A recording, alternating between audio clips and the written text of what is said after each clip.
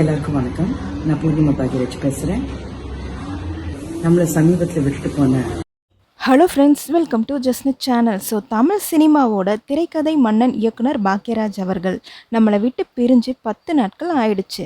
அவர் மறைஞ்ச துக்கத்தில் இருந்தே இன்னும் அவங்க குடும்பமும் சினிமா உலகமும் மீளலை. இந்த நிலையில் கவிஞர் வைரமுத்து அவர்கள் பாக்யராஜ் சாரோட குடும்பத்தை நேரில் சந்தித்து அவரோட கடைசி ஆசையை ஒரு கிஃப்டாக கொடுத்துருக்காரு. அதை வாங்கிட்டு அவரோட மனைவி பூர்ணிமா பாக்யராஜ் கண்ணீர் விட்டு அழுதுருக்காங்க. சோஷியல் மீடியா முழுக்க இப்போ இதுதான் பயங்கர வைரல். அப்படி என்ன பாக்யராஜ் சாரோட கடைசி ஆசை? வைரமுத்து சார் கொடுத்த அந்த கிஃப்ட் என்ன? முழு விவரத்தையும் இந்த வீடியோவில் பார்க்கலாம். பாக்யராஜ் சார் இறந்து போகிறதுக்கு சரியாக 10 நாளைக்கு முன்னாடி, அதாவது போன மாதம் ஜூன் 17ஆம் தேதி கவிஞர் வைரமுத்து சாருக்கு ஒரு விஷயத்தை அனுப்பியிருக்காரு.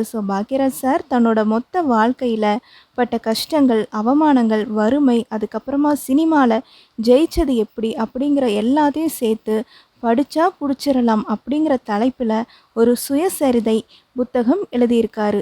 அந்த புத்தகத்தை வைரமுத்து சாருக்கு அனுப்பி இதை படித்து பார்த்துட்டு எனக்கு ஒரு முன்னுரை எழுதி கொடுங்க அப்படின்னு பாசத்தோடு கேட்டிருக்காராம்.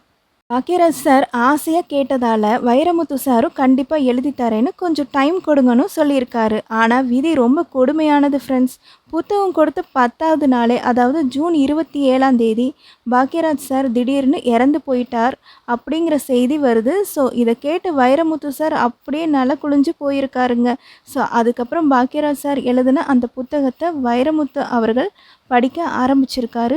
படிக்க படிக்க அவரால் அழுகையை அடக்க முடியலை அப்படின்னு சொல்லியிருக்காரு. வைரமுத்து சார் இதை பற்றி ரொம்ப நெகிழ்ச்சியாக சொல்லியிருக்காரு. அந்த புத்தகத்தை நான் படிக்க படிக்க பாக்யராஜ் வாழ்க்கையில் பட்ட கஷ்டம், ரணம், அவமானம், வறுமை எல்லாமே என்னை வாட்டி எடுத்துருச்சு அப்படின்னு சொல்லியிருக்காரு. நாம் திரையில் பார்த்து ரசித்த அந்த நகைச்சுவை மன்னனுக்குள்ளே இவ்வளவு சோகமான அவரே கண் கலங்கிட்டாராம்.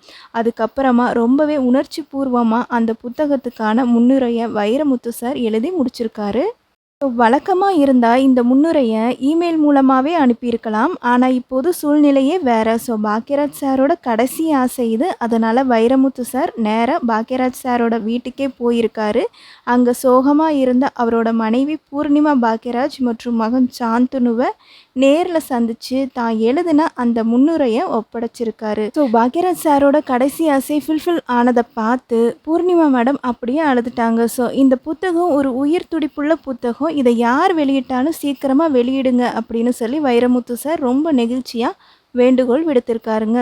அந்த ஃபோட்டோஸையும் ஷேர் பண்ணியிருக்காரு. பாக்யராஜ் சார் இப்போ உயிரோடு இல்லைனாலும் அவரோட படங்கள் மூலமாகவும் இப்போ வரப்போகிற இந்த படித்தா பிடிச்சிடலாம் புத்தகம் மூலமாகவும் நம்ம மனசில் எப்போதுமே வாழ்ந்துட்டு தான் இருப்பார்.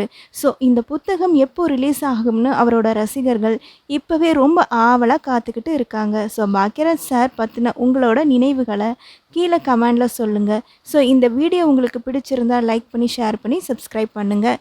தேங்க்யூ ஃபார் வாட்சிங்.